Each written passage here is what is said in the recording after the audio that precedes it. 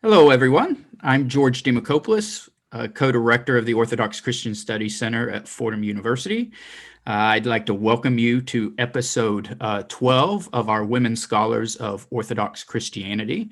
Today, our special guest is Dr. Febe Armanios, and we are going to be talking about Copts in historical and current perspectives. The Orthodox Christian Studies Center sponsors a host of academic and public outreach initiatives. One of the things we're the most proud of is we have a series of research fellowships. We have an NEH faculty fellowship, an NEH dissertation completion fellowship. And I believe we might be the only university, at least in the United States, to offer a fellowship in Coptic Orthodox studies. And our guest today is, in fact, this year's Coptic fellow. So we're very excited about that. For those of you who are tuning in for the first time, you'll notice at the bottom of your screen, there's a little Q&A button. Dr. Armanios and I are going to have a conversation for about half an hour or so. But as we go, please submit your questions and we will save time and take viewer questions. So you can just submit those at the Q&A button. The final thing I need to do before I formally introduce our guest is to thank our anonymous donors who make this series and so many other things we do possible. So thank you. All right. Dr. Febe Armanios is a professor of history at Middlebury College, where she is also co-director of the Axinn Center for the Humanities. She is an internationally recognized expert of Coptic Orthodox and Middle Eastern Christianity, as well as in the growing field of food studies. I hope we get to talk about food a little bit. Her research focuses on comparative religious practices between Christians and Muslims and among Christian communities of the Middle East and Balkans. She has explored everything from the veneration of saints and pilgrimages to diverse food and fasting traditions, comparative gender roles, and most recently, the ways that Orthodox, Maronite Catholics, and evangelicals use media, particularly television, in the modern Middle East. She is the author of Coptic Christianity in Ottoman Egypt, which was published by Oxford University Press in 2011, and co-author of the award-winning Halal Food History, which was also more recently published by Oxford. In the past, she worked as an analyst in Middle East religions and cultures for the U.S. Congressional Research Service and has been invited to testify at Congress. Welcome, Dr. Armanios.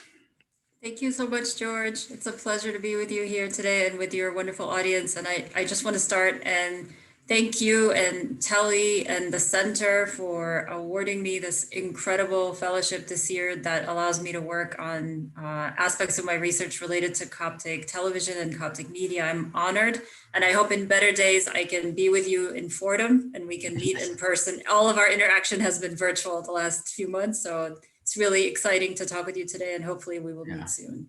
Yeah, and here we see we've got a screen share of the book Coptic Christianity in Ottoman Egypt, and we're certainly going to talk about this book and the project, and really as I was delving into this, it's amazing how little has been done with Coptic history in this period. So this book is I'm really looking forward to talking about this. But before we do. What we do with most of our guests is we like to learn what brought you into the field in which you find yourself, right? Not every, 17 or 18-year-old young woman, imagines being a college professor working on religion and history and so forth. So what brought you there? How did you end up in that situation? Yeah, that's a really wonderful question to start out with. I was, just as a backdrop, I was born in Cairo, Egypt, actually, and grew up in a suburb called Heliopolis or Masr Gedida. And really grew up surrounded by a family that appreciated both the love of science and the love of the humanities. My grandmother was one of the few women that was selected very early on in the British colonial period in Egypt to get a scholarship to study abroad in England. And she later became a headmistress of a girls' school in Cairo. I have a grandfather on my dad's side who was an English teacher and also an informal historian of the saints of the Coptic Church. And I think, and then there's a lot of doctors and engineers in the family too, but I think those two influences really shaped me. And you're right, I didn't know, even going to college, which path I would follow. And I was thinking maybe history, maybe pre-med, everybody became a doctor of my generation, especially Coptic immigrants. I think there was a lot of pressure, like be a doctor. And I did both, actually. I was a history pre-med major as an undergrad, but then I took some time off after undergraduate years and realized my passion really was in history, and started graduate school and found, the path to doing work on Copts in the Ottoman period. Yeah, and I believe you went to Ohio State for your doctoral work. Is that correct? I did. Actually, Yeah. I'm a Buckeye through and through, undergraduate and graduate degrees. Yes. Ah, there we go. Okay, Go yeah. Bucks. Yeah. And a huge program, right? Especially in history. Yes, go ahead. yeah, it's a very big department in history. I want to say there might have been 60 faculty when I was there, when I started graduate school, and several professors working on Middle East history, Islamic history, and a strong Ottoman history program. And that's where my leanings then towards doing Ottoman studies and Ottoman history. From since I've kind of veered away a little bit from that, but that's where my first initial research passion was. And then I think you were mentioning the gap, and I realized that I think I always knew I wanted to do Coptic studies and Coptic history at heart, but when I identified which periods I want to focus on, really the Ottoman period was a big black hole for Coptic studies, and very little written about it in Arabic or English or really other languages, as far as I know, European languages too. And so, that was liberating. You're starting kind of from scratch, but also daunting and terrifying. So yeah, but it really requires manuscript skills, access to archives, probably a great deal of travel, I would imagine. Did you when you said to your advisors, okay, I want to do this, were they supportive, or are they like, tell us a little bit about that? I think my advisors had the similar reaction to me. That sounds great, but how will you do it? Will you find the necessary things to study it? So there was a lot of support, and go forth and at least try your hand at it. But I think we were all concerned I wouldn't find stuff. And actually, the minute I landed in Cairo, I received a Fulbright to do my dissertation research. And the minute I landed in Cairo to start this year-long project of research, I remember I met with a professor there who was, pretty renowned in Ottoman studies. And they told me, your project is undoable. This was in the first 2 weeks I was there. Like, don't even bother doing it. It's just not something you can do. And I had told them that I wanted to do something on religious life of the Coptic community in the Ottoman period. I was very influenced at that point by one of my mentors, who wasn't a Middle East historian. It was a Russian and Slavic studies historian, Professor Eve Levin, who was at Ohio State at the time and then moved on to Kansas University. I think she recently retired from there. And for me, a lot of the work she had done was on popular religion and Peter Brown. And I had done a lot of reading on that field in the European context and wanted to kind of apply the same methodologies to Copts in Ottoman Egypt. But the documents were difficult to track down, and also to kind of read against the grain, because, kind of really you're dealing with hagiographies and occasionally some history, textual sources about the history of the Copts, and lots of in between the lines reading that I had to do to kind of reconstruct. It was very PC and collage at times, if I'm making up a little bit of adjectives here, but it was a challenge. And then back to your point about hunting down archives, I mean, I had identified Coptic monasteries as having things that I knew scholars had seen, but not really explored closely or not really known what to make of them, especially coming from the Ottoman period. And I was fortunate after a lot of trial and error to get access to some of these locations. And this was, to be honest, a challenge as a young woman from the Coptic community, entering the male spaces of the monastery. People were welcoming, but also sometimes unsure what to make of this younger person, claiming to do this grand project dissertation on Coptic studies and using manuscripts that sometimes seemed innocuous. Why are you looking at a hagiography of an ancient saint, but it was written in the 16th century? Why is that of use to you in this particular project? And so that was hard, but I also got access to the Patriarchate Library in Cairo before those manuscripts were relocated elsewhere. And that was my favorite experience, arguably, because it was a library constructed in the 19th century, and it housed some of the richest documents owned by the Coptic Orthodox Church. And to have had the chance to spend a few days there, being able to access the things I needed was priceless. And I'm just curious. So these Ottoman era texts, were they printed? Were they handwritten? Were they? I would imagine they're printed, correct? They were handwritten. Oh, they were handwritten. Okay. These are original. I was actually touching and handling the original manuscripts, and as carefully as I could, knowing their value, their priceless value. And to be honest, and we could maybe veer off and talk about that at another moment, but sometimes I was a little concerned about how unwell they were, how unloved they were. And I think the church is trying to remedy that and has since been trying to remedy that. But at that moment, I was concerned for the future heritage of the Coptic Church archives, that at least in those places. You're raising so many, because I'm a historian, I'm just fascinated by all of this, right?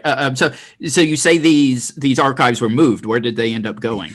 A few years after I finished my dissertation, I learned that they were relocated to a monastery called St. Mina Monastery, which is close to Alexandria, and that they were moved there so that they could be photographed and microfilmed for later archival usage.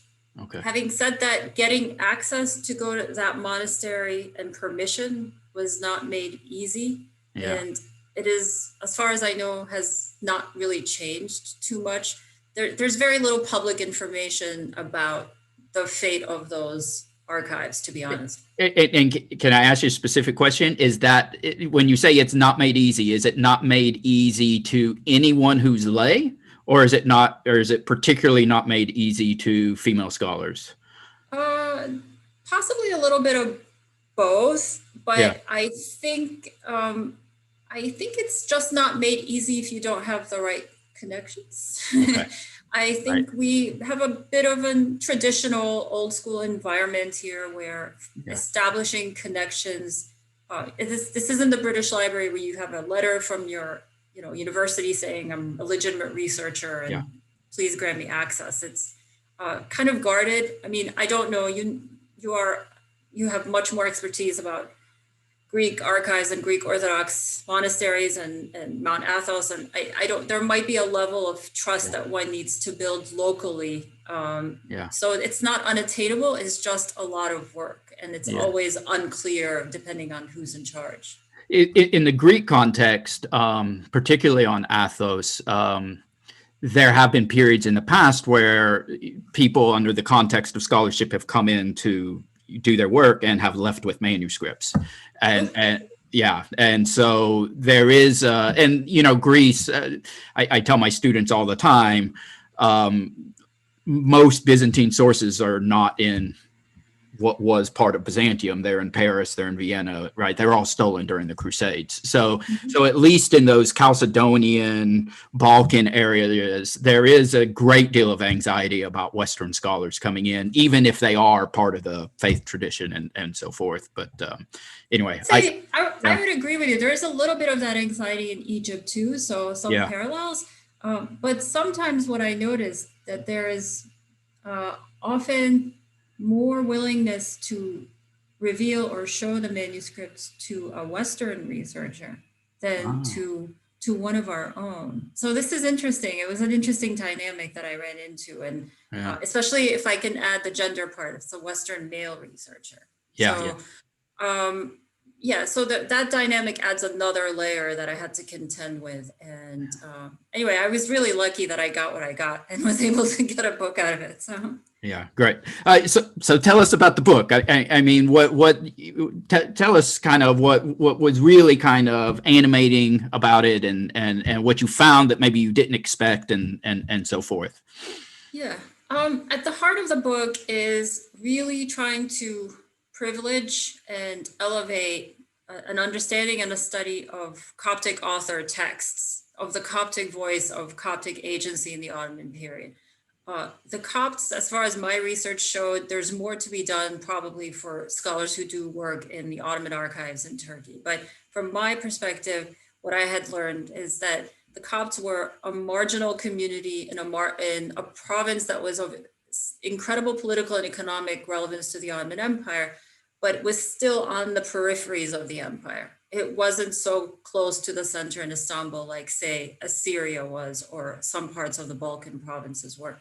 So for that reason, kind of being on the margins of the margins, they had very little interaction with the empire, with the central government in Istanbul. And therefore, they were internally dealing with their own issues and also negotiating them with local power holders around them from the Muslim community.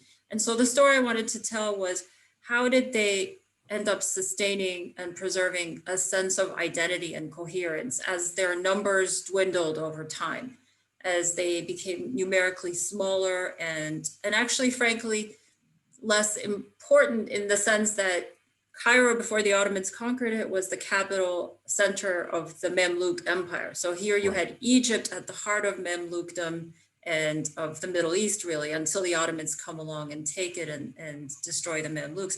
So having lost that centrality and importance and become more peripheral, what happens to them and how do they preserve their sense of self? So I used my study of religious stories, hagiographies, sermons, narratives about the pilgrimage, the annual pilgrimage that the Copts were keen on usually. They didn't always do it successfully every year, but usually keen on trying to make as often as possible to get the blessing of the Holy Land and of the holy sites in Jerusalem.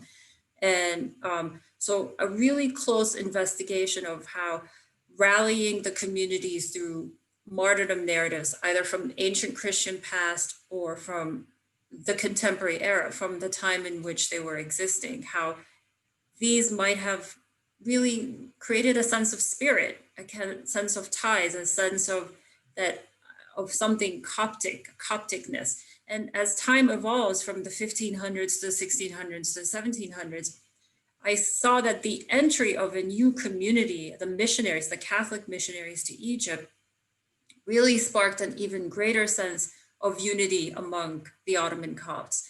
The Catholic missionaries were particularly forceful in Upper Egypt or Southern Egypt, and they used sermons very effectively to win new converts. They were known to be excellent orators.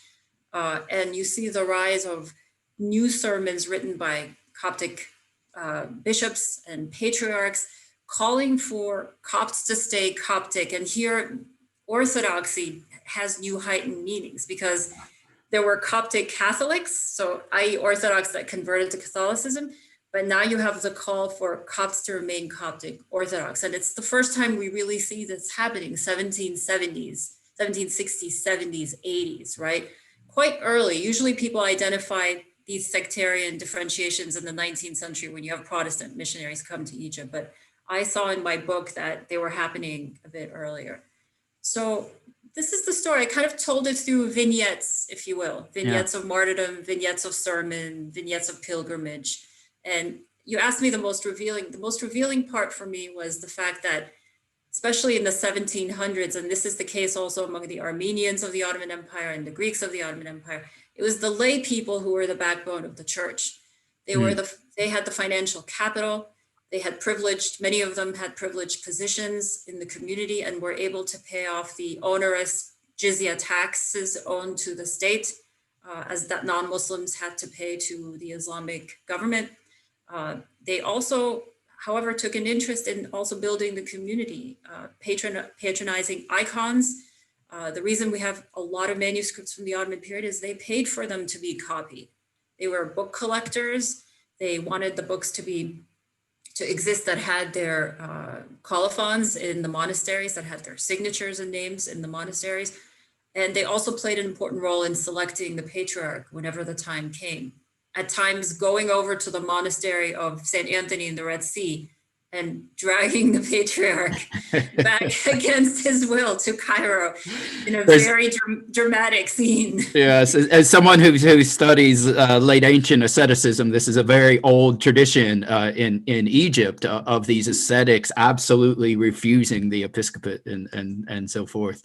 Right. I mean, there's so much here that I would love to talk about. I mean, I'm fascinated. I mean, of all of my study of the Orthodox world broadly understood, the Coptic tradition, as part as everyone's self-identity is this idea of martyrdom, right? We are the church. We are the church of the martyrs, right? I mean, it goes back to antiquity. It carries through Byzantium. It carries through Islam. It carries through the Ottoman period. It carries through today. So this issue of martyrdom seems really central, and I didn't know that about the Ottoman period as well until I became more familiar with your work. But it's clearly there as well, that it's just it's a marker of identity. We're the church of the martyrs. Yeah, I mean, it is a powerful and unifying rallying cry through time. And it's the edges of difference throughout history of which stories were the latest to be interesting or to be gravitated towards or to have new meaning or to be given new attention, which patronage of which saints' sites were relevant in these time periods. Why does a saint that I study in my book, Saint Damiana, who's a female martyr from the Diocletian era, was martyred with 40 virgins, why does the story of this woman in this location in the Nile Delta now have relevance in the Ottoman period? And why does her annual festival become so grand and important? Well, it's complicated. It's her story, yes, but it also has to do with the fact that Copts were pushed outside of Cairo and asked to have their festivals away from the government, away from the eyes of the government, right? So they have a really big, grand celebration, but now it's in a more remote, area, farming area, rural area. And so it's also the fact that she was a local girl.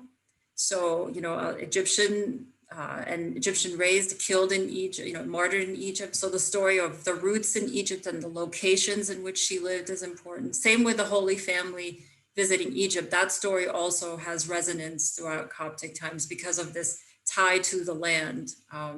So I think, martyr stories, and we can talk about, I think there are scholars who are really doing excellent work thinking about how they still matter up till today.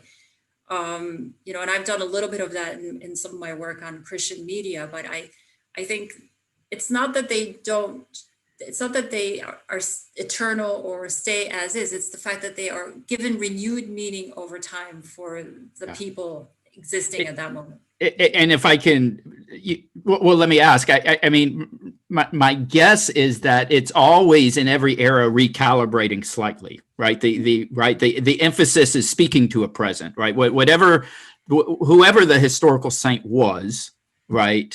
There's something about that story. There's something about that narrative. There's something about the post-mortem miracles that always address the concerns of the present. Yes? Yes, absolutely. Absolutely. And actually what you're speaking to is the dynamism within the Orthodox tradition that we often don't talk about enough. because Orthodoxy, in my upbringing within the Coptic Orthodox Church, and especially in the modern period, has kind of come to equate unchanging, always the same, fixed, And for me, as a historian, and you're a historian, you appreciate it. For us, it's about change and dynamism and reinterpretation. Yes, there are fixed core beliefs, but actually they're negotiated. And people are assessing the period in time and society in which they live and are making transformations and adjustments, sometimes very minor, but noticeable. Yeah. As my colleague would say, it's either a living tradition or it isn't, right? It's either dead and it's a fossil, or it's a living tradition that's engaging the contemporary, right? And speaking to the contemporary. Yeah. There are so many things I want to ask you. All right, one more thing about the book. I'm fascinated because, and I read a little bit of this. The archons, right? These aristocrats that have considerable power. So I guess I'm interested in two things. One,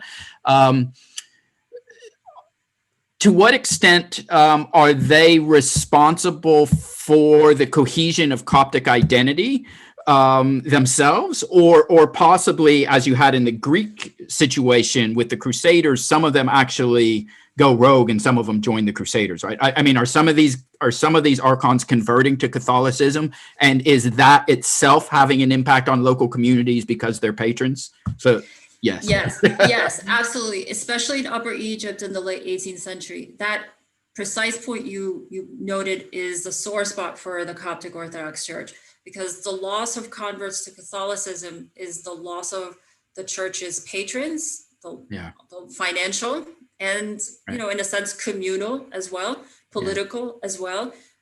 So there are these layers that go beyond just the act of I'm converting to another faith, because these people were caretakers of the church in many ways and had been for, by that point, late 18th century, at least 140 years, 130 years. They had really risen up to take charge of the community.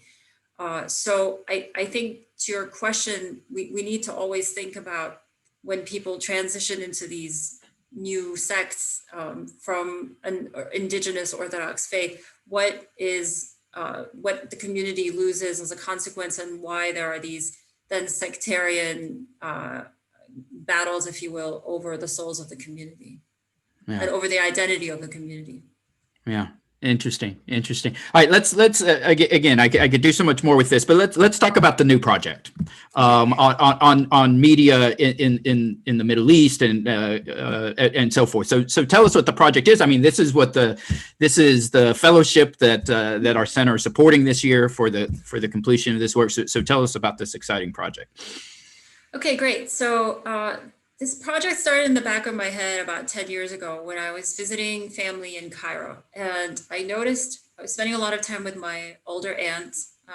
And I noticed she always had the TV on, and the TV had these Christian religious channels.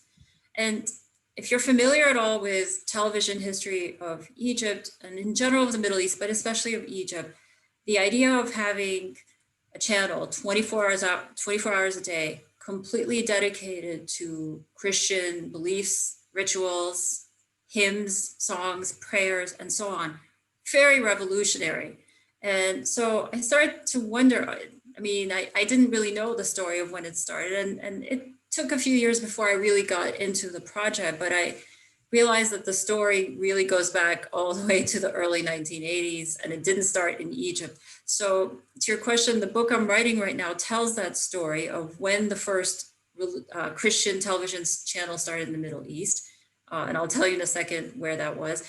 And it goes all the way until the present. And part of the fellowship is really the last third of my book, which focuses on the entry of the Coptic Orthodox Church as an actor in this television landscape, and what they brought that was different from the previous channel that existed, and how they were actually in contact with their earlier predecessors, be they American evangelicals or even Maronite Catholics in Lebanon. They were very aware of what was happening in the rest of the region and took what they could to create an indigenous response, an Orthodox response to this rising mediascape. Having said that, there is not just one Orthodox channel. There are at least three official-ish Coptic Orthodox channels in Egypt, and then there are a few others in the diaspora. Some of them claim to be Orthodox, some of them are mixed Orthodox, hybrid, evangelical too. So it's a complicated story, but the first channel started around 1981 in South Lebanon, and it started by American evangelicals. So the concept was brought to the region by American evangelicals, and then indigenous Christians rose up and said, well, this evangelical Christianity is not quite our traditional Christianity, so we can start our own channels that represent our Maronite Catholic voice, our Orthodox Christian voice, and so on. So I follow the progression of these channels and their contributions, and especially the stories of their founders and how the channels they began elicited incredibly provocative reactions in the Middle East, provocative in both the positive and the negative sense. Can you say a little bit about this? So, I mean, were there Christians who were critical of it, or is it maybe more either secular or Islamic entities that are critical of it? Like, who's upset about it? Yeah. So, I mean, to be honest, I think it's all of the above. Starting around the early 2000s, right after 9/11 and the war in Iraq, you have tier 2 of Christian channels. The first tier was in the 80s and 90s. The second tier, I would say, came in the early 2000s. And these channels were a hybrid of cooperation between evangelical Christians from the United States and also occasionally some Orthodox Christian actors from the Middle East. One of them, a famous Coptic Orthodox preacher known as Father Zachariah Boutros, and also evangelical Arab Christians, all of them together in collaboration on these channels. And some of these channels took a stance that part one did not really take, more provocative, more challenging of the dominant Islamic religion, which again, if you know Christian media, if you know television history in Egypt, this is unheard of. Christians in Egypt often had to watch television in the 70s and 80s, and there was always some kind of Islamic religious television on TV, on the state television. Back then, there was no satellite. And sometimes there were Islamic preachers on Egyptian television who really said some negative things about Christianity and held up the Islamic faith in ways that antagonize and marginalize Christians, especially in Egypt, I'm talking about now, not necessarily in the rest of the Middle East. So, you know, with a satellite, part of my book is also looking at how satellite television changes everything, because for a long time, it was the dominance of state television that only allowed Christians to have, in Egypt, they were really only allowed to have a few hours around Christmas time to show their liturgy and maybe around Easter time, and that was it. Other programs for Islamic television exist, for Islamic religion existed, but not for Christianity. So what changes is you have a group in the early 2000s coming in with their own channels, using the satellite medium, broadcasting from really outside the region, but people in the Middle East can receive it if they have satellite, and they do, and they did, and being more provocative and taking on really responsive to that earlier phase in which they felt Christians were attacked. So that created two forms of dissent. Christians in the Middle East felt this was dangerous, many of them, that what was happening on these channels, especially that these people didn't live in the Middle East and were not accountable for any counterattack that Christians could bear, might bear, and they did bear, actually. Some of them were highly concerned about the rhetoric and tone of these channels.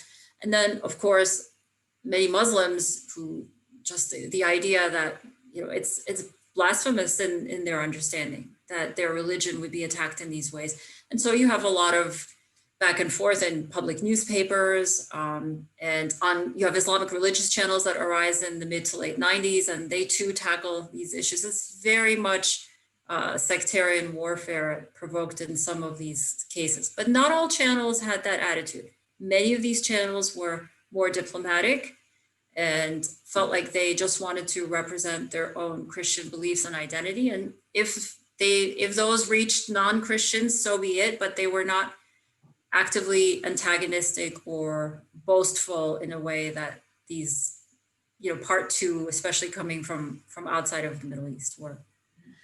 So Coptic, contemporary Copt, well, Coptic religious identity forever has been highly monastic, right? You've got these people who still live in isolation. So I'm just curious. I've never watched these channels. I'm just curious. Are these monastic communities included in it? I mean, are there like documentaries? Are there interviews with some of these fathers who live in caves and so forth? Or is it really more patriarchal, like the patriarchal office and then whatever kind of religious family shows they can do and that sort of thing? There is one channel that started along the way in the 2000s by a Coptic monk from St. Anthony Monastery. It was targeting the youth only exclusively, targeting Christian youth. So monks actually become media actors in their own right, despite your understanding of them being secluded in a monastery. But on the whole, Yeah.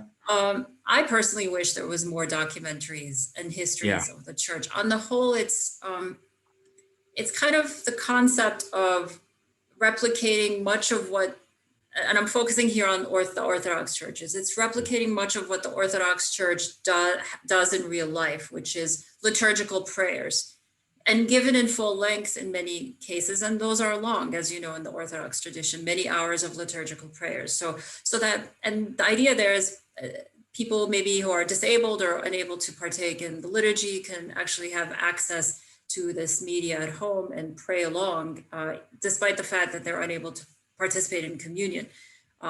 There's a lot of what I would call talking head shows, and many of them are led by charismatic in the adjective sense, not necessarily in the denominational sense, priests who are lecturing or doing Bible studies. There are occasionally some hymns or some music. There are some occasionally movies, not as much anymore as there used to be, but still I see some.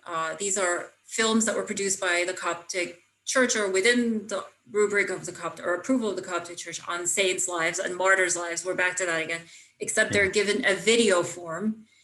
So they're dramatized, and in some cases they have real professional actors acting in them. So a whole compendium from ancient martyrs and saints to contemporary living holy people are given time in these films. And there are many of them. There are dozens of these films that have been produced since really the 1980s, but now they have channels where they could be shown.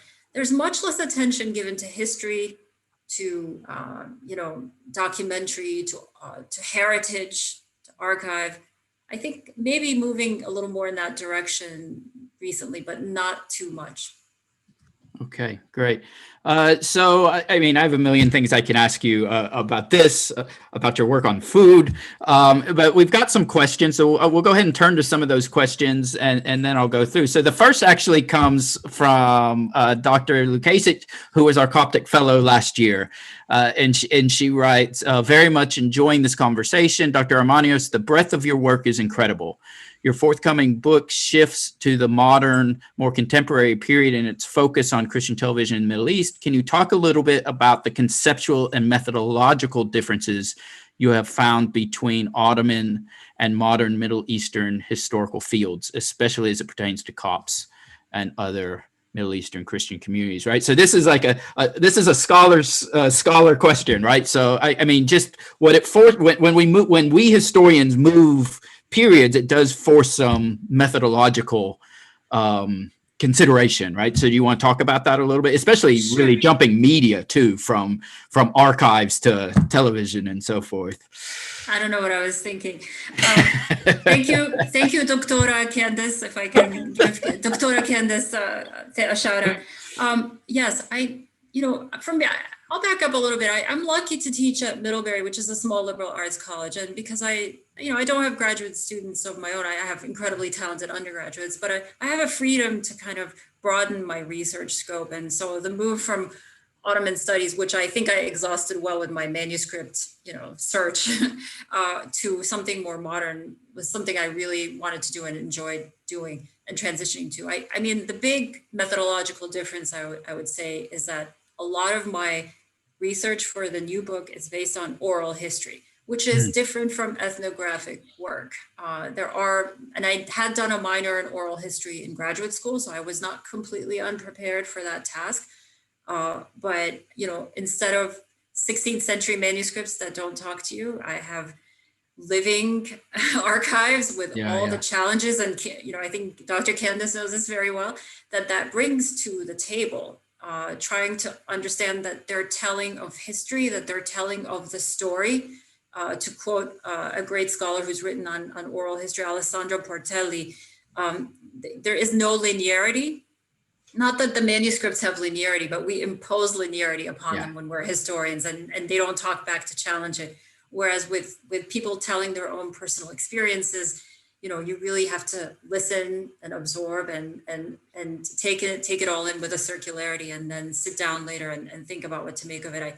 I think I love that recently, Dr. Candace, my colleague Angie Ha, there's been some exceptional ethnographic work done in Coptic studies that I'm learning from, and it's good to have conversation partners who also deal with living subjects in the matter. But I think for me, media studies, it is a daunting field, but I'm heartened by the fact that especially Middle East media studies, so many people have written about Islamic religious channels, which really started in mid 1990s, and yet have completely ignored the fact that for 15 years prior to the rise of these channels, Christians were innovating religious channels in the region, that they were actually the pioneers of their own channels. So, despite the fact I'm a relative newbie to that area and that field, I am bringing a voice that I think is relevant and was unheard. And I think it's important to tell that story and consider it when we're studying this other side.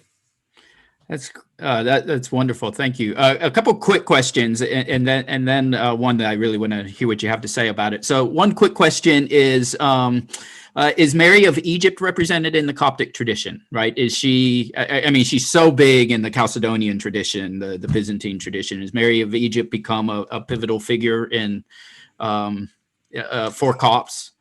Yeah. This is where I'm not the scholar of ancient Christianity. I'm the scholar of saints who lived in Ottoman Egypt or were in I believe that there is. I hope maybe Henny Tekla is around and he can correct me, but I think I believe that she is. I just did not really run into her story too much in the periods that I was studying. Well, that in and of itself is interesting, right? Yes, that's true.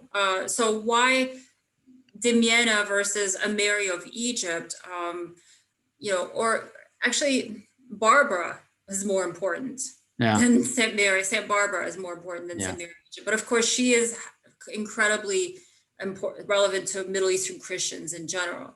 I don't want to go into territory I don't know much about.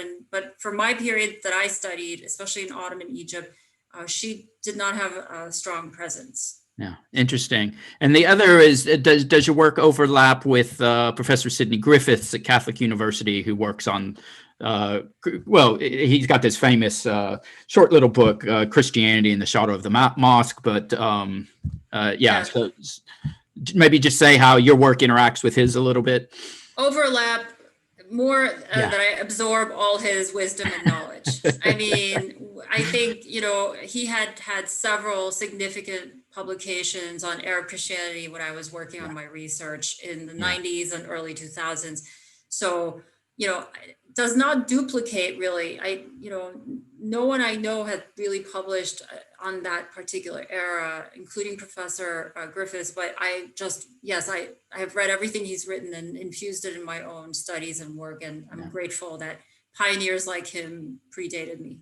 Yeah. Fabulous. Okay, so this one comes from Dr. Stephen Miwad, and this is really interesting. So, might the Coptic Church's perpetual history of persecution, marginality, and martyrdom give it an especially strong voice contemporarily against postmodern criticisms waged against Christianity generally as oppressive, tyrannical, power-hungry, etc.? Any insight as to what that voice might say? Yeah,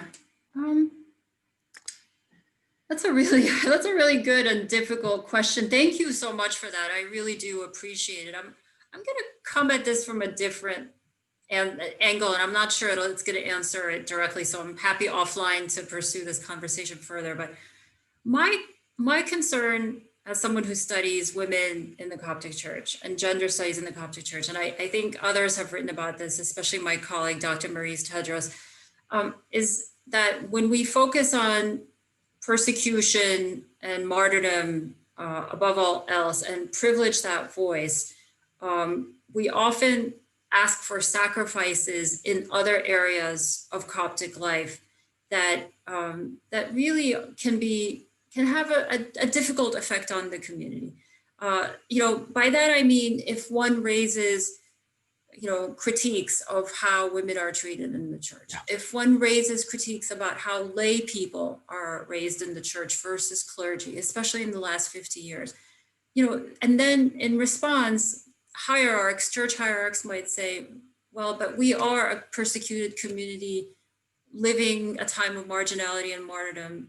These concerns have to take a back seat. They are not relevant. Do not discuss these issues. I actually, as an aside, I remember once presenting on these Coptic movies that I mentioned earlier, and I was showing how some of them don't have a flattering representation of women, in the sense that they were showing spousal abuse, which, kudos to them that they're tackling such a difficult topic.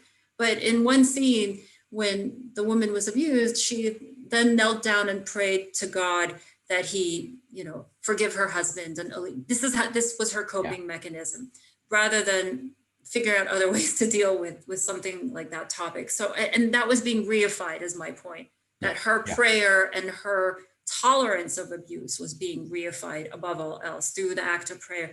And so against Christianity as generally oppressive, I don't think Christianity is generally oppressive, tyrannical, power-hungry institution. I do think that there are tendencies that as people, as scholars, as if people are believers within that community, ought to engage with and challenge in order to make the community better, in order to make the community more inclusive, and really to bring in that ethos of dynamism that I talked about earlier. That idea that we can be adaptable to our time using the heritage we have before us. Yeah. So maybe it's a kind of like, there's kind of two discourses going on at the same time coming out. So on the one hand, maybe Stephen's right that the experience really of Eastern Christians, period, and not just the Copts, does complicate narratives of Christianity as always aggressive, always colonial, always right, and so forth, that we do find in the academy sometimes. But the problem when we make that narrative, if I'm hearing you right, is that just speaking about that then can whitewash over internal things that need to be addressed. Yes? Yeah, exactly. And I think we need to make space for people within marginalized communities to talk about their struggles, the challenges that they are experiencing within those communities, vis-a-vis one another and vis-a-vis the church hierarchy. It's legitimate to raise these issues. I have a concern that women in the Coptic Church really, and this is interesting because I grew up, like I said, in Heliopolis in Cairo, and we used to have this meeting hall in our church where occasionally very highly educated women would come, not inside the church building, but it's adjacent to the church, would come and preach, and either about faith-based issues or social issues. And these lectures were attended by hundreds, very popular. And as I got older, those meetings died out. There was no space for women to preach. There was no space for women's voice to be elevated in the sense of teaching about faith and teaching about traditions and so on. And those are the kinds of conversations we should be having. Why were these there in the early 80s or late 70s? And then what happened to change that, right? I'm really curious about that. And do you see that sort of regression of possibility as a broader phenomenon in the Middle East in terms of restricting women's voices? Is it unique to the Coptic Church? What do you think? So I think back to the issue of television, where television has been revolutionary is it has elevated Christian women to a public role unseen before, where they are now hosting programs You do occasionally see them in shows where they are teaching, but only children, young children, so kids-oriented shows, and that's an acceptable gender role in the Middle East. Women teaching young children, or Sunday school teaching. But I think what we still have not seen enough of, with the exception of some women coming from like Arab evangelical churches, and even they are in the small minority, you really, in general, in the Middle East, don't have, a woman preaching, giving a sermon, leading a Bible study, not too much. And this is across the board, from the Maronite channels that I follow, and I hope someone watches this and proves me wrong, so please do, to the Orthodox. And so I'm especially talking about more the traditional faiths. The evangelicals have been more open, and best example of that is when Joyce Meyer, who's a famous American televangelist, she was one of the people behind the channels that started in the Middle East in 2003. And there was some opposition initially, because if you've ever watched Joyce Meyer, she is this Western dressed woman who struts around the stage and preaches the Bible and about faith and belief to mega churches of thousands of people. And there was concern in the Middle East that this would be unacceptable. Now, what's interesting, George, is that Joyce Meyer was actually accepted and became quite popular among audiences. But that has to do with the cutting. I spoke about this earlier, the Western and the woman. So it's the idea, would it be as acceptable if it was a Middle Eastern Orthodox woman or a Middle Eastern Catholic woman? That remains to be seen. Interesting. We have so many more questions. They keep popping up. I'm not sure we're going to get to all of them.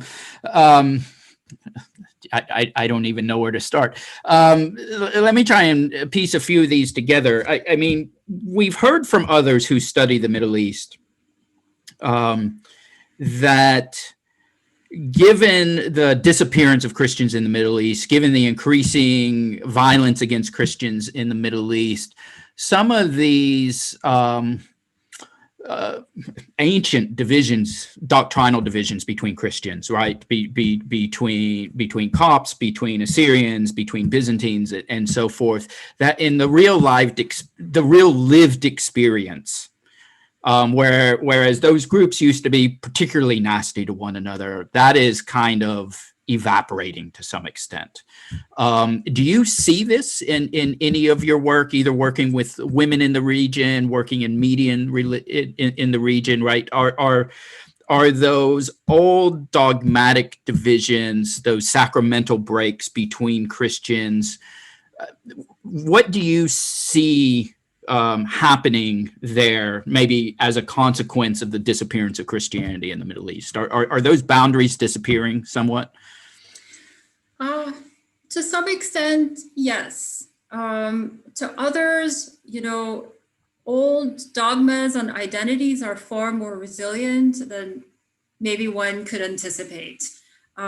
So, I mean, I'll take media as an example. I think there was hope there was a movement among certain Christians, especially starting around 2010s in Lebanon, that instead of now we have like 35 Arabic Christian channels broadcasting to the Middle East. Instead of having so many channels, let's unite our efforts. Let's bring all the Orthodox of the Middle East and the Catholics, and yes, the evangelicals too, and have one common strong channel for the entire region. And that quickly failed. I mean, no one wanted that. It's partly because even within these churches, there are differences, as one might expect. In the Coptic church, the three major channels, they are more or less managed by three different actors, independent of one another. I think they appreciate one another and they are respectful to one another, but they operate more or less autonomously, even within one church. So I think old ideas of especially church authority, hierarchies, clerical power, and the righteousness of certain beliefs over others has persisted more than I imagined. Having said that, I do think what, especially to my research, television has done is it has actually taught all the Christians of the Middle East about each other.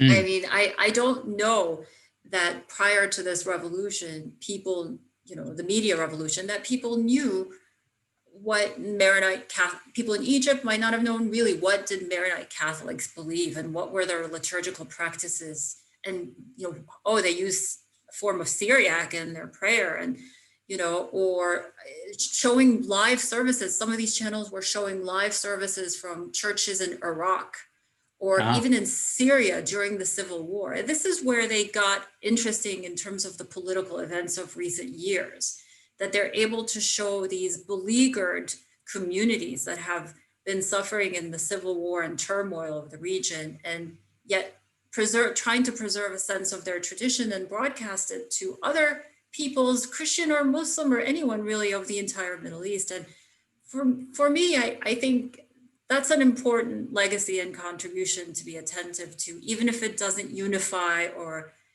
dissipate the doctrinal variations among these communities. That's really interesting. All right, maybe one more question if I can. I'm going to jump to the very last one because we haven't really talked about the politics of the Middle East, and this one puts us there. A dear Coptic friend of ours strongly supports the current regime in Egypt as protecting and preserving Christians there, that despite the human rights abuses that are recognized widely in Egypt. Can you discuss this dynamic of peripherality and protection and the unwillingness to criticize Sisi? Or is that not a common viewpoint? And how does it play out in the media? Guarded critique or any open criticism? How about open support for Sisi in the Christian media? I think Christians in Egypt have found themselves politically in a very, very difficult, almost impossible place, especially since the Nasser era and the Nasser period. I mean, the Nasser era, if people are unfamiliar with Egyptian history, there was nationalization of all this private property in Egypt, and a lot of the property of non-Muslim communities, not the Copts, but the foreign non-Muslims like the Greeks and the Italians, that was seized by the state. And Egypt suddenly, over just a few years, watched the evaporation of a considerable chunk of its non-Muslim heritage and the cultures that they brought with it. And Copts at that point, I think, were attentive to having to figure out ways as a community, as a church, to negotiate with the state, to preserve a sense of their identity and of their rights in Egypt. And I think my colleague, again, to cite her incredible work, Maryse Tedros, has written profoundly about this kind of, contract, this entente, I think she calls it, between church and state to help allow the Christians, and especially the Coptic Orthodox, to preserve a sense of self and to manage their own internal affairs to some extent, while keeping a generally, solid working relationship with the state, no matter what the state is. This came under threat in the late 70s and early 80s when President Sadat was unhappy with the growing sense of Coptic religious revival that was happening at the time. There was an important Coptic religious revival at the time, and he punished the Coptic patriarch Shenouda by putting him under house arrest in a Coptic monastery, where he stayed for 4 years. I think the lesson after Pope Shenouda came out from the monastery was negotiate, seek pacifism and diplomacy. And some of that then has translated into how the community perceives the state and power as a kind of negotiation for the sake of self-preservation. I think some people genuinely like these leaders too. I'm not going to deny that. And others are afraid to criticize because they know that maybe political criticism is not accepted at a particular historical moment, be it now or in the past. Again, I want to go back to the early 80s as another example of a difficult time, as many people suggest now is. So I'm skirting around the question a little bit, but in terms of media, the media I study has been really interesting. At some points, they have engaged very upfront with politics and really talked about what was happening in the surrounding. And then I think after what many, there was this so-called Arab Spring. I think we all call it so-called now because it really wasn't much of that. But I think after the turmoil that unfolded, and especially the weight that the region felt of the Syrian civil war and what was happening in Iraq and with ISIL and so on, I think some of these channels took a step back and returned to doing mostly what they had been doing before, which is, privileging Christian programming, or in some of the cases of the channels I talked about earlier, this apologetics kind of net narrative that they were following. Okay. Well, this has been fabulous. I've really enjoyed it. We all benefit from the work that you're doing. It's really just so great. We look forward to having you physically at Fordham some point in the future. I didn't even tell our audience you're actually in Ankara in Turkey right now, doing your work. So you're literally on the other side of the globe from those of us in the U.S. So enjoy the rest of your fellowship. Be productive. Be safe. Have a blessed Christmas. And that goes for everyone. And we look forward to seeing you again soon, Phoebe. Take care. Thank you so much, George. Such a pleasure. And thank you to your audience for wonderful questions. And I look forward to talking with you again. Great. All right. Take care. Yep. Bye.